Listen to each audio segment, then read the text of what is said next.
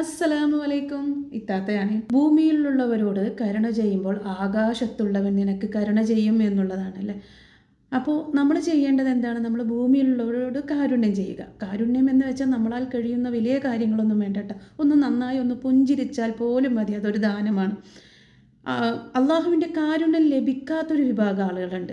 അവരാണ് സിഹർ ചെയ്ത് നടക്കുന്നവർ, പണിക്കെഴുത്ത് പോകുന്നവർ, എന്തെങ്കിലും ഒരു പ്രശ്നത്തിന് ജ്യോത്സ്യന്മാരെ സമീപിക്കുന്നവർ. നമുക്കറിയാത്ത ഒരു കാര്യമാണ്, ഖുർആനിൽ ഏതാണ് ഓതേണ്ടതെന്ന് അറിയില്ലെങ്കിൽ നമുക്കറിയാവുന്ന ആരുടെ അടുത്തും നമുക്ക് ചോദിക്കാട്ട.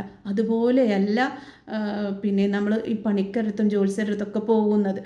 സിഹർ ചെയ്യുന്ന എത്ര വലിയ പാപമെന്ന് വെച്ചാൽ അള്ളാഹു കരുണ ഭൂമിയിലുള്ളവരോട് കാണിക്കും.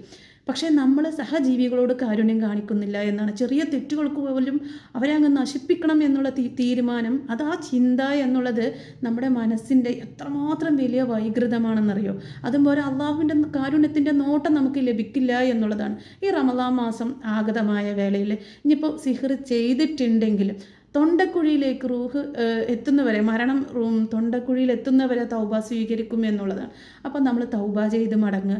ഇനി ഞാൻ അങ്ങനെ ചെയ്യില്ല എന്ന് ചിന്തിക്കുക, അതിൽ നിന്ന് വിട്ടു നിൽക്കാൻ ശ്രദ്ധിക്കുക.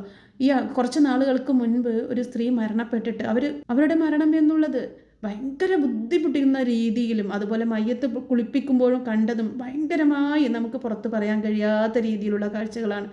അവരങ്ങനെ നടക്കുന്ന സ്ത്രീ ആയിരുന്നു. വീട്ടുകാർക്കും നാട്ടുകാർക്കൊക്കെ അറിയാം. ഇത് പറയുന്നത് അത് മനസ്സിലാക്കാൻ വേണ്ടിയാണ് കേട്ടോ. അത് എന്താണ് എന്ന് ഞാൻ പറയുന്നില്ല. അതുപോലെ ഒരാൾ നന്മ ചെയ്യുന്ന ഒരു വ്യക്തി നല്ല രീതിയിൽ മരണപ്പെട്ടാൽ നമ്മൾ പറയില്ലേ, ഇങ്ങനൊരു നന്മ അയാളുണ്ടായിരുന്നു, അതുകൊണ്ട് റബ്ബിൻ്റെ കാരുണ്യം കൊണ്ടാണെന്ന്. അതുപോലെ തന്നെയാണ് സിഹറും ചെയ്ത് നടക്കുന്ന സ്ത്രീകളും അല്ലെങ്കിൽ സിഹറിലേക്ക് സമീപിക്കുന്ന ആളുകളും വളരെ വളരെ മൃഗീയമായിട്ടുള്ളൊരു മരണത്തെ ഞാൻ നേരിൽ കണ്ടു എന്നുള്ളതാണ് കേട്ടോ. അതുകൊണ്ട് തന്നെ നിങ്ങൾ വളരെയധികം സൂക്ഷിക്കുക.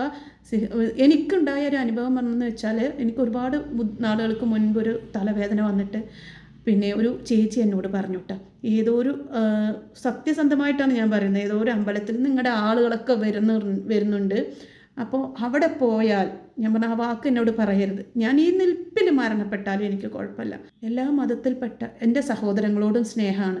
പക്ഷേ നമ്മുടെ ഖുർആനിൽ നമുക്ക് പറഞ്ഞു തന്ന, ഖുർആൻ നമുക്ക് വേണ്ടി അവതരിപ്പിച്ചു തന്ന ഖുർആനിലില്ലാത്ത യാതൊന്നും നമ്മൾ മറ്റുള്ള മതത്തിലില്ല എന്നുള്ളത് ചിന്തിക്കുക. അതുപോലെ അവരുടെ മതത്തിൽ അവർക്ക് എത്രമാത്രം വലുതാണോ അത് അവർ ആ രീതിയിൽ തന്നെ അവരും ജീവിക്കട്ടെ. പക്ഷേ നമ്മൾ ഈ ചെയ്യുന്നൊരു കാര്യം ഉണ്ടല്ലോ, അപ്പോൾ ഞാൻ ആ സ്ത്രീയോട് പറഞ്ഞത് അങ്ങനെയാണ്, നിൽപ്പിൽ മരണപ്പെട്ടാലും ആ ഒരു രീതിയിൽ ഞാൻ ചിന്തിക്കില്ല എന്നുള്ളത്. അതുകൊണ്ട് തന്നെ പ്രത്യേകം ശ്രദ്ധിക്കുക.